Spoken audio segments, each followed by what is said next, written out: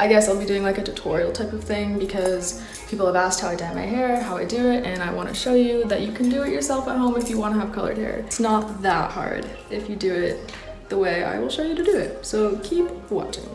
My new game plan is to do this super quickly because I have a lot to do in my day. All right. I put on a bathing suit that I don't care about getting dirty. My pants, I don't want them to get dirty, so I hope that this works out okay.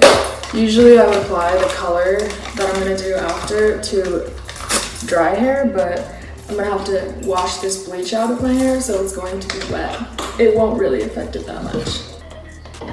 Ah! What are you doing? I'm gonna dye my hair. Are you okay? Cool. Thanks, I'm vlogging it too. Come say hi. Okay, that was exciting. Oh my god. Then, okay. Oh my god. Wow, it's really blue. I feel like I should open a window or something.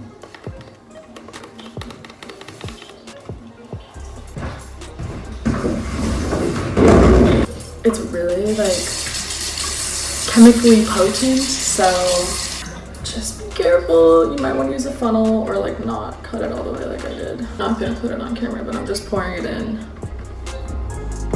to the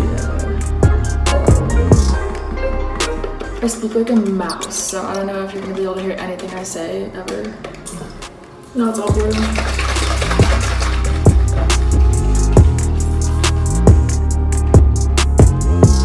I'm gonna go get scissors and cut this top off, and then I'll be back. So I hope this works out because it'd be sad if it didn't. I hope I don't look like a cheetah or like a leopard or something, but we'll see.